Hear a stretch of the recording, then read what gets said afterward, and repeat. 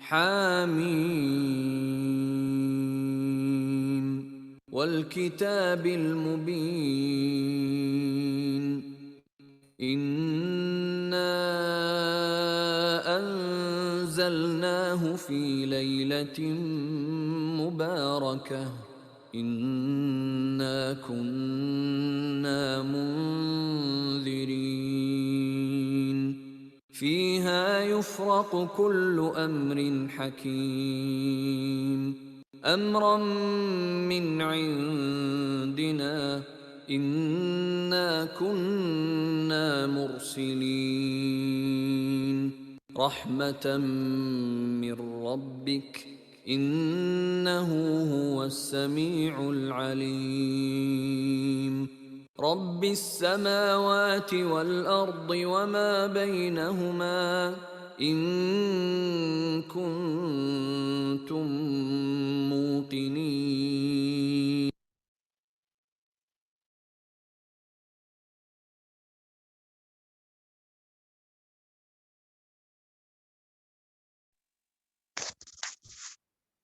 جزاک اللہ خیر شاہنواز جی اینڈ نصرت. نحمد نصلی علی رسول الکریم. فاعوذ باللہ من الشیطان الرجیم. بسم اللہ الرحمن الرحیم.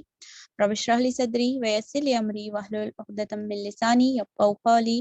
ربی زدنی علما ربی زدنی علما. اللہم فقہنا فی الدین آمین یا رب العالمین. ربی یسر ولا تعسر وتمم بالخیر وبک نستعین یا فتاح. الحمدللہ سورہ دخان ہماری انشاءاللہ شروع کریں گے. اس کے ساتھ ساتھ اللہ سبحانہ تعالیٰ سے بہت ساری دعائیں ہیں کہ بہت ساری بہنیں ہماری نہیں جوائن کر پا رہے ہیں، اسپیشلی جو انڈیا سے تعلق رکھتے ہیں. اللہ تعالیٰ تمام کے معاملات میں اللہ تعالیٰ خیر کا معاملہ عطا فرمائے. اللہ تعالیٰ اس وبا سے اور اس عذاب سے اللہ تعالیٰ امین کو اللہ تعالیٰ نجات عطا فرمائے، تمام مرحومین کی مغفرت عطا فرمائے، اور ہم سب کو ہمت دے کہ اس ٹف وقت میں ہم اللہ کا رجوع حاصل کریں اور اللہ تعالیٰ کی خوشنودی حاصل کر کے اپنے استغفار کر کے اللہ کو منا سکیں، اور اس مبارک مہینے میں اللہ تعالیٰ ہم تمام کی دلوں کی آرزو کو قبول عطا فرمائے اور اس وبا سے ہم سب کو نجات عطا کرے اور تمام مریضوں کو شفاء کاملہ عاجلہ عطا فرمائے، تاکہ ہم یکسو ہو کر اللہ کا کلام سیکھیں اور عمل کریں اور لوگوں تک پہنچانے والے بننے کی اللہ ہم سب کو مہلت نصیب کرے. آمین ثم آمین. سورہ دخان میں دیکھ رہی تھی تو میں یہ ایک وقت ایسا تھا جب نبی کریم صلی اللہ علیہ وسلم یعنی جس زمانے نزول سورہ دخان کا دیکھ لیجئے. دخان کا مطلب ہوتا ہے دھواں، ایک سائن ہے جو قیامت کے نزدیک بھی آنے والی ہے، ہو سکتا وہ ہے یا پھر اس قحط کے بارے میں ہے جو نبی کریم صلی اللہ علیہ وسلم کے زمانے میں آیا تھا. ہوا یہ تھا کہ آخری زمانے یعنی مکی زندگی کے آخری لمحات میں جب لوگ بہت زیادہ ہٹ درم ہو گئے تھے اور اسلام کو مان کر نہیں دے رہے تھے، تو اس وقت حضور صلی اللہ علیہ وسلم نے کفار مکہ کی مخالفانہ روش شدید سے شدید تر ہوتی چلی جا رہی تھی. تو نبی کریم صلی اللہ علیہ وسلم نے دعا کی، خدایا یوسف کے قحط جیسا ایک قحط سے میری مدد فرما. حضور صلی اللہ علیہ وسلم کا یہ خیال تھا کہ جب ان لوگوں پر مصیبت پڑے گی تو انہیں خدا یاد آئے گا. سینٹنس میں ریپیٹ کرتی ہوں بنا کچھ بولے، بات بہت زیادہ واضح ہو رہی ہے. یہ اس کے زمان نزول کے تعلق سے جو مفسرین بتاتے ہیں، حضور کا خیال تھا، کس کا؟ نبی صلی اللہ علیہ وسلم کا خیال تھا جب ان لوگوں پر مصیبت پڑے گی تو انہیں خدا یاد آئے گا. گویا مصیبت ہمیں خدا کی طرف رجوع کرنے کی دعوت دیتی ہے کہ ہم اسے منا لیں. تو یہی وہ ایک ریزن تھا جو سورہ دخان اسی کے وقت جو سیریز جو نازل ہوئی اس وقت میں نازل ہوئی. لیکن ہٹ دھرمی کی یہ انتہا رہی کہ وہ لوگ جو ساری نشانیاں دیکھ کر نہیں مانے تھے. قحط کے وقت میں بھی عبداللہ بن مسعود رضی اللہ تعالی عنہ سے روایت ہے کہ ابو سفیان کا نام اسپیشلی آتا ہے، وہ سردار تھے، ابھی اسلام قبول نہیں کرے تھے. حضور کے پاس آئے اور آپ صلی اللہ علیہ وسلم سے درخواست کی کہ اپنی قوم کو اس بلا سے نجات دلانے کے لیے اللہ سے دعا کریں. یہی وہ موقع تھا جب یہ صورت نازل ہوئی، اور اس موقع کو اگر ہم دیکھ لیتے ہیں تو بہت ساری ہماری نافرمانیاں اور ہماری پرزور اور ہماری سرکشی ہمارے سامنے آ جاتی ہے. کہ اللہ تعالیٰ جب ناراض ہوتا ہے، اللہ جب ہمیں ہدایت کی طرف لانا چاہتا ہے، تو اللہ سبحانہ تعالیٰ چھوٹی اور بڑی مصیبتوں کے ذریعے سے بندوں کو آگاہ کرتا ہے۔ اپنی قوت کے ذریعے سے اللہ تعالیٰ ہم سب کو اپنی طرف بلا رہا ہے کہ اگر ہم بھی نہیں پلٹیں گے، صرف ہم افسوس کریں گے جن کے جانے والوں کے اوپر، یا صرف خوف کھا رہے ہیں، تو یہ رویہ ان مصیبتوں کا درکار نہیں ہے۔ بہنوں، جب اللہ سبحانہ تعالیٰ ہماری طرف مصیبت یا کوئی پریشانی یا کوئی آزمائش دیتے ہیں، اس کا مقصد واضح انداز میں اس میں بتایا گیا ہے کہ مجھے اور آپ کو اللہ کی طرف رجوع ہونا چاہیے، تاکہ اللہ سبحانہ تعالیٰ پھر سے ہماری طرف عافیت کا فیصلہ کرے۔ اللہ تعالیٰ ہم سب کو عمل کی توفیق عطا فرمائے۔ موضوع بحث اگر دیکھا جائے اس صورت میں جس بارے میں بتایا گیا ہے، اس میں اللہ سبحانہ تعالیٰ اول تو یہ تصنیف سمجھائی گئی ہے کہ یہ کتاب جو میرے اور آپ کے ہاتھ میں ہے، چھو کر دیکھیے، اب بالکل قرب حاصل کرنے کا یہ بہترین لمحہ ہے۔ دل دکھا ہوا ہے، پیٹ خالی ہے، روحیں تڑپ رہی ہیں علم حاصل کرنے کے لیے اور اللہ کا قرب حاصل کرنے کے لیے۔ اس وقت بھی ہم اللہ کی مشیت کو اور اللہ سبحانہ تعالیٰ کی قدرت کو نہیں سمجھیں گے، اس کے اختیارات کو اور اس کی عاجزی نہیں اختیار کریں گے، تو شاید ہی کوئی وقت لمحہ آئے گا۔ اس سے بہتر کہ ہم اللہ تعالیٰ کی طرف رجوع کرنے والے ہیں۔ تو یہ جو کتاب ہے، اس کے تعلق سے بتایا گیا ہے، یہ بہت عظمت والی کتاب ہے اور بہت عظمت والی رات میں نازل کیا گیا ہے۔ ایک موضوع یہ ہے، اور دوسرا موضوع مشرکین کا جو رویہ اور اعتراض تھا، وہ شک اور اس کا انکار اس سورے میں بتایا گیا ہے۔ فرعون جو کیریکٹر ڈسکس کیا گیا ہے، صبح میں جب اس سورے کو پڑھ رہی تھی میرے دماغ میں آ رہا تھا، فرعون تو ایک سردار تھا، بہت سرکش تھا، ایک اچھا خاصا ہمارے دماغ میں نقشہ، کوئی بھی سرکش ہوتا ہم بڑے دھڑلے سے بولتے ہیں ہاں فرعون ہی کردار ہے، یہ زمانے کا فرعون ہے۔ میں اپنے لیے بہت دل سے تڑپ کر اندر سے آواز آ رہی تھی کہ کیا ہمارے اندر کوئی فرعونی رویے ہے جو اللہ سبحانہ تعالیٰ ہمیں کھینچ کھینچ کر بتا رہے ہیں کہ اللہ سبحانہ تعالیٰ ہمارے اس فرعونی رویے کو اللہ تعالیٰ شاید دور کرنا چاہ رہے ہیں اس قرآن کے ختم ہونے سے پہلے۔ اس چیز کو بار بار پڑھتے پڑھتے اس چیز کو ضرور خیال رکھنا ہے کہ میں فرعون کے کیریکٹر سے اپنے کیریکٹر کو ایک کمپیریزن چارٹ بناؤں، کیا میں اندر کرتی ہوں، کیا میں اپنے آپ کو بہتر سمجھتی ہوں۔ بہت سارے سوالات دماغ میں گھومیں گے اگر آپ اس کے اوپر اپنے دماغ کو تھوڑا سا متحرک کر لیں۔ مشرکین مکہ کا جو آخرت کے اوپر انکار تھا، اس کے تعلق سے بتایا گیا ہے، جنت اور دوزخ کی باتیں بتائی گئی ہیں، اور رسول صلی اللہ علیہ وسلم کو تسلی دی گئی ہے۔ قریش اور مشرکین سردار جو تھے اس وقت کے، ان لوگوں کو اس زمانے کے ان کو دھمکی دی گئی ہے، اور درخت زقوم کا بھی ذکر آتا ہے جو کہ دوزخ کے ڈسکرپشن میں۔ چلیں باضابطہ آیتوں کے روح سے سمجھنے کی کوشش کرتے ہیں اور اپنے لیے پہلو لیتے ہیں۔ یہ زمانہ نزول اور اس کی حکمت سمجھنے کے بعد انشاءاللہ آیتیں ہمیں بہت جلدی سمجھ میں آ جاتی ہیں، بٹ عمل میں بھی آئے، یہ ہمیں دعا بھی کرنی ہے۔ بسم اللہ الرحمن الرحیم۔ سورۃ الدخان بہت زیادہ سمپل سورت ہے، آیت 59 ہے، مگر انشاءاللہ بہت کم موضوع کے ذریعے سے ایک جامع بات ہمیں سمجھانے کی کوشش کی گئی ہے۔ حامیم صورتوں میں سے یہ صورت شمار کی جاتی ہے۔ حامیم، قسم ہے اس کتاب مبین کی کہ ہم نے اسے بڑی خیر و برکت والی رات میں نازل کیا ہے، کیونکہ ہم لوگوں کو متنبع کرنے کا ارادہ رکھتے ہیں۔ تو یہ مقصد کیا ہے قرآن کا کہ اللہ سبحانہ تعالیٰ کننا منذرین، انا کننا منذرین، تاکہ ہم اسے لوگوں کو آگاہی کا ذریعہ، پڑھیں گے نہیں، سمجھیں گے نہیں، اس میں دل پہ نہیں لیں گے تو ہم آگاہ کیسے رہیں گے؟ یعنی ایک زندہ آدمی جو ایک بیدار ہوتا ہے وہی الرٹ ہوتا ہے۔ ایک سوتے ہوئے آدمی کو آپ نہیں ڈرا سکتے، نہیں بیدار کر سکتے۔ جب انسان ہوش اور اپنے سینسز میں ہوتا ہے، جب ہی وہ کسی آگاہی کو اپنے الرٹ ہو جاتا ہے اور اس خطرے سے اپنے آپ کو بچانے کی کوشش کرتا ہے۔ تو متنبع انہی کو کیا جائے گا، انہی کو ڈرا جائے گا جو ہوش رکھتے ہیں، جو اپنی مدہوشی کے ایک عالم میں ہیں، جو ایک نشے میں زندگی گزارے ہیں۔ پھر ان کے لیے صرف اور صرف یہ ایک جو ہے نا ثواب کا ذریعہ ہی شاید رہے گی، لیکن یہ ڈرانے والی بات ہوش رکھنے والوں کے لیے۔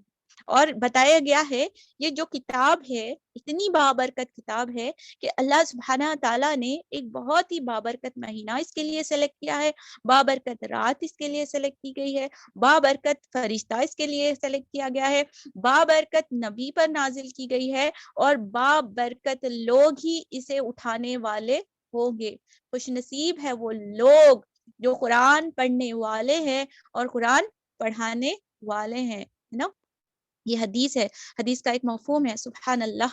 تو اللہ سبحانہ تعالیٰ ہم سب کو اس کو بابرکت سمجھنے کے ساتھ ساتھ اس کی برکت اپنی زندگی میں نازل کرنے کے لیے اس کے اندر سے ڈراوا اپنے لیے محسوس کرے، اس کی آگاہی کو سیریس لے کر زندگیوں کو تبدیل کرنے کی کوشش کرنا۔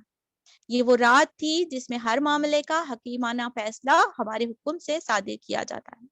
اب اس میں اختلافات کرنا، کل ہم لوگ پڑھ کر آئے ہیں کہ اللہ سبحانہ تعالیٰ نے کتاب کو اختلافات کو مٹانے کے لیے بھیجا ہے۔ اب ہم اس میں اختلافات تیز کرتے ہیں، لیکن جامع چیز یہی ہے کہ وہ رات ہے جس کو لیلۃ القدر کہا گیا ہے، یعنی انا انزلناہ لیلۃ القدر، لیلۃ القدر میں کتاب نازل کی گئی ہے، اور یہ وہی کتاب ہے، اور یہ اسی رات کے تعلق سے یہاں پر بھی بتایا گیا ہے۔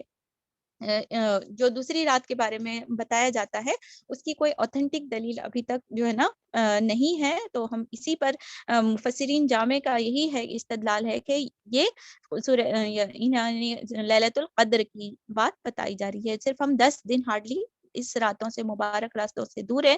اللہ سبحانہ تعالیٰ ہم سب کو اس راتوں تک پہنچا دے۔ ہمارے بہترین حکیمانہ فیصلوں میں اللہ سبحانہ تعالیٰ ہمیں بہترین روزی، بہترین زندگی، بہترین عمل اور تمام خیر کے فیصلے اللہ تعالیٰ ہم سب کے لیے نصیب کرے۔ اللہم بلغنی لیلۃ القدر۔ ہم ایک رسول بھیجنے والے تھے تیرے رب کی رحمت کے طور پر۔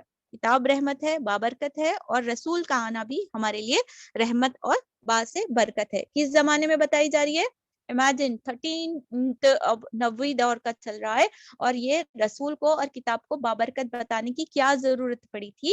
کیونکہ مشرکین مکہ فرعون کا وہ رویہ بنی اسرائیل کا وہ رویہ نوٹس کریے کہ وہ نبی کریم وہ موسیٰ علیہ السلام کو کیا بولتے تھے؟ تمہاری وجہ سے مصیبت آ رہی ہے۔ the same way آپ صلی اللہ علیہ وسلم کے اوپر بھی الزام تراشی کی جاتی تھی، تو اللہ تعالیٰ نے اس بات کو رد کرتے ہیں فرمایا کہ رحمت من ربک، تمہارے رب کی طرف سے نبی کا جو ذات مبارکہ ہے وہ رحمت ہے، یقیناً وہی سب کچھ سننے اور جاننے والا ہے۔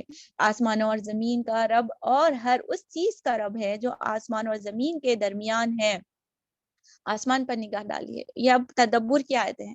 آسمان پہ جب بھی وزٹ کرا تھا، آسمان کے اگر ممکن ہوتا ایک آسمان پہ، اتنے بڑے آسمان کا رب، اتنی بڑی زمین کا رب، اور ناٹ اونلی آسمان اور زمین، اس کے درمیان کیا کیا نہیں آتا، پورے گیلیکسیز ہو گئے، سولر سسٹمز ہو گئے، چاند، سورج، تارے، سب سب سب سب وہ ہمارا پلاٹ ہے، دیکھو وہ ہمارا پلاٹ ہے، دیکھو ہم ہر ایک کو بتانے شروع کرتے ہیں اگر اللہ کوئی چیز ہم کو نوازتا ہے، یہ میرا نیکلس ہے، یہ میرا نیکلس ہے، سیدھا اونرشپ، یہ فلاں کی چاروں بلڈنگاں کوئٹہ کے ہیں، یہ پورے ایک چار یہ محلہ ہے نا اتنا کوئٹہ، ہم اس کے حیرت میں رہ جاتے۔ Imagine the power of Allah سبحانہ تعالیٰ، he is the owner of all the skies، اور پلس زمین، پلس اس کے درمیان کیا کیا نہیں ہے۔ اتنا بڑا رب ہے، اتنا بڑا مالک ہے، اور اتنے بڑے رب کا کلام ہم پڑھ رہے ہیں۔ ایک خوشو کے ساتھ ساتھ ایک حیت طاری ہو جانی چاہیے۔ اگر تم لوگ واقع یقین رکھنے والے ہو کوئی معبود اس کے سوا نہیں ہے، ہو ہی نہیں سکتا، وہی زندگی عطا کرتا ہے اور وہی موت دیتا ہے، تمہارا رب اور تمہارے ان اسلاف کا رب جو پہلے گزر چکے ہیں، مگر فی الواقع ان لوگوں کو یقین نہیں آتا، بلکہ یہ اپنے شک میں پڑے کھیل رہے ہیں۔ اچھا انتظار کرو اس دن کا جب آسمان سری دھواں لیے ہوئے آئے گا اور وہ لوگوں پر چھا جائے گا۔ قیامت کے ایک نشانیوں میں سے ایک نشانی ہے کہ دھواں جو ہے نا، انشاءاللہ ہم اس میں پڑھیں گے جب قیامت کے آثار، جب اس پہ ڈیٹیل بات کریں گے، لیکن یہاں پر سمجھ لینا چاہیے کہ آثار میں سے ایک آثار ہے دھواں کا نظر آنا ہے، پر چھا جائے گا، یہ ہے دردناک سزا۔ اب کہتے ہیں کہ پروردگار ہم سے یہ عذاب ٹال دے، ہم ایمان لاتے ہیں، ان کی غفلت کہاں دور ہوتی ہے، ان کا یہ حال تو یہ ہے کہ ان کے پاس رسول مبین آ گیا ہے۔ انشاءاللہ میں بریک لیتی ہوں 2 منٹ کا، اذان کے بعد انشاءاللہ میں کنٹینیو کرتی ہوں۔ جزاک اللہ۔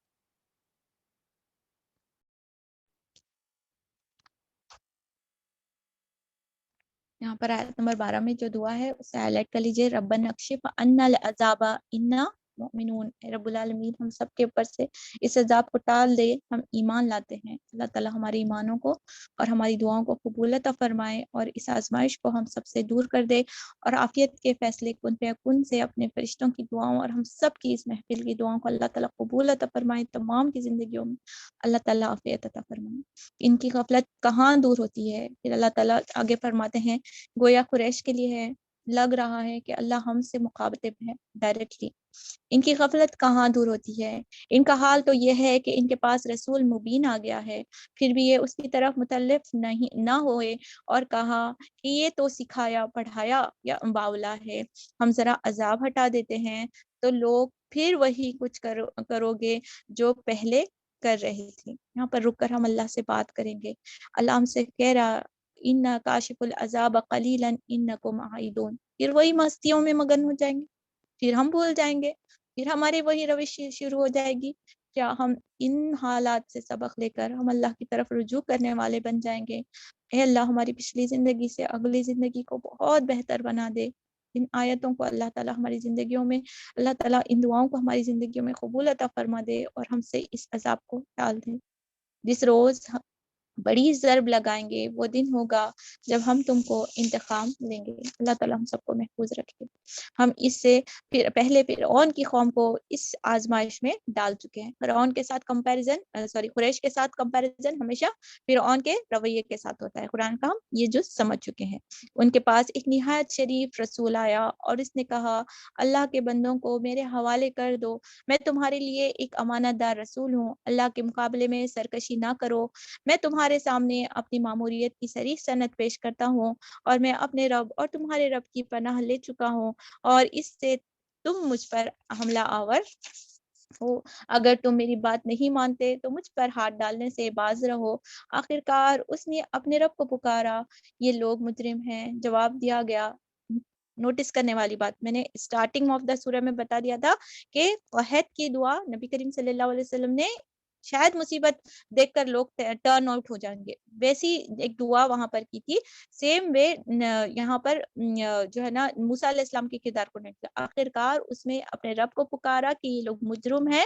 جواب دیا گیا، اچھا تو رات میرے بندوں کو لے کر چل پڑ، تم لوگوں سے کا پیچھا کیا جائے گا، سمندر کو اس کا حال پر کھلا چھوڑ دے، یہ سارا لشکر غرق ہونے والا ہے۔ کتنے ہی باغ اور چشمے اور کتنے ہی شاندار محل تھے جو وہ چھوڑ گئے۔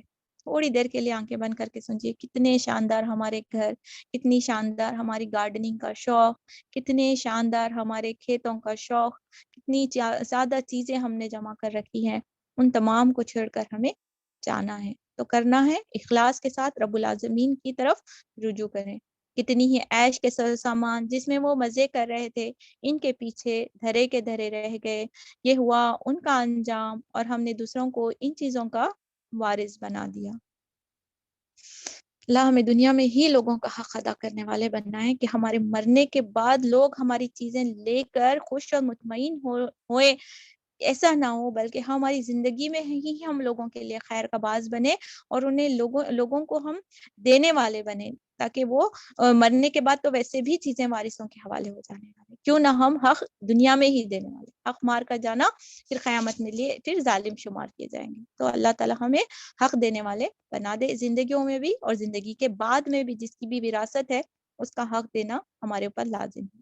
پھر نہ آسمان ان پر روانا زمین اور رویا نہ زمین اسی مہلت دی، ہوا گیا تھا بنی اسرائیل کو اس کو وارث بنا گیا تھا، اور ایسی موت، دردناک موت تھی اور اتنی تکلیف دہ، پورا لشکر میں فرعون کے ساتھ غرق ہوا، کسی کو بھی ذرہ بھی ایک ایکسیڈنٹ ہو جاتا ہے، تھوڑا سا معاملہ تو پورے لوگ غمزدہ ہو جاتے ہیں، دعائیں کرنے لگتے ہیں، مگر وہ بدنصیبی کا کیا عالم، بدنصیبی کا یہ عالم ہے کہ پورے لوگ غرق ہو گئے، نہ زمین اس پر رو رہی ہے نہ آسمان۔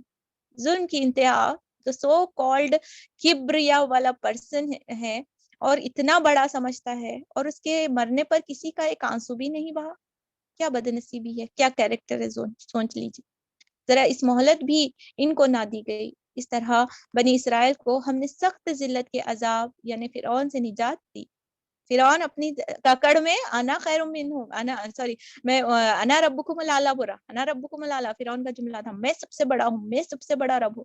اللہ سبحانہ تعالیٰ نے اس کو ذلت کا عذاب تشبیہ دی ہے۔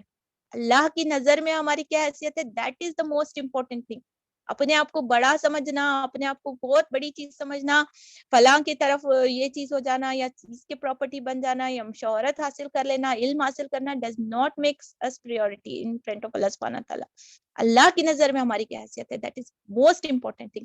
ذرا کردار فرعون پہ غور کریے، ان اپنے آپ کو کتنی بڑی سمجھ رہا اور اللہ اس کے واسطے کیا بول رہا، ہم نے ان سخت ذلت کے عذاب یعنی فرعون سے انہیں نجات دے دی۔ ذلت کا عذاب اینڈ فرعون از اکول ٹو، بیکاز ان ذلیل کرتا تھا بنی اسرائیل۔ اللہ اکبر، جو حد سے گزرنے والوں میں فی الواقع بڑے اور اونچے درجے کا آدمی تھا، حد سے گزرنے والا ہے اور جو ہے نا وہ بھی سب سے پہلے حد سے گزرنے والا، lowest of the lowest is considered to be. اللہ اکبر، اور ان کی حالت جانتے ہوئے ان کی دنیا دوسری قوموں پر ترجیح دی اور انہیں ایسی نشانی دکھائی جن میں وہ سری آزمائش تھی۔ یہ لوگ کہتے ہیں ہماری پہلی موت کے سوا اور کچھ نہیں، ان کے بعد ہم دوبارہ اٹھائے جاتے ہیں۔ اب پھر واپس قریش کی طرف اللہ سبحانہ تعالیٰ ایڈریس کرے۔ آخرت کے اوپر ان کا انکار نہیں تھا نا یعنی عقیدہ نہیں تھا اس چیز کو یہاں پر بتایا جا رہا ہے کہ موت کے سوا اور کچھ نہیں، اس کے بعد ہم دوبارہ اٹھائے جانے والے نہیں ہیں۔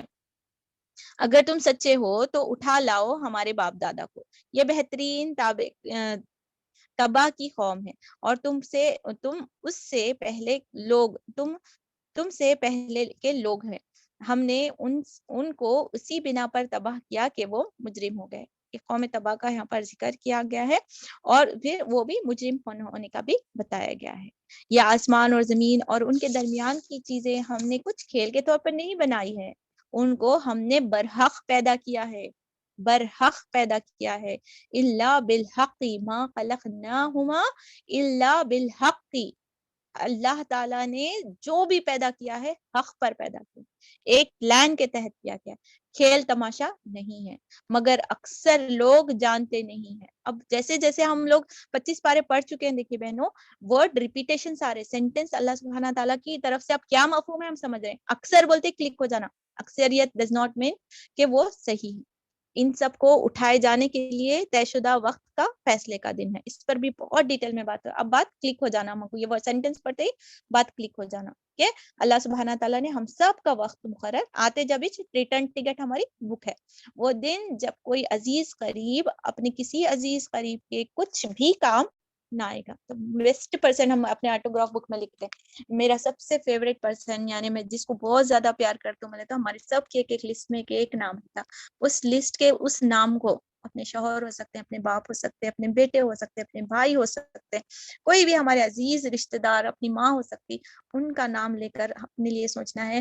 the most beloved person بھی ہمارے لیے کچھ بھی نہیں کر سکتا، کچھ بھی نہیں کر سکتا۔ دنیا میں بولتے میں تمہارے کو جان دیتا ہوں، جگر دیتا ہوں، کڈنی دیتا ہوں، دنیا میں ہو سکتا، وہ آخرت میں کیا بھی کسی کو بھی کوئی بھی ایکسچینج نہیں ہو سکتا، کیونکہ ایک دوسرے کو دیکھ کر بھاگنے والے ہوں گے۔ بہرحال انشاءاللہ اللہ تعالیٰ ہم سب کو موقع دے، صحت دے، زندگی دے، تو قیامت کے اوپر انشاءاللہ ہمارا پی پی ٹی ہے، اللہ تعالیٰ اسے ہمیں کرانے کی توفیق عطا فرمائے۔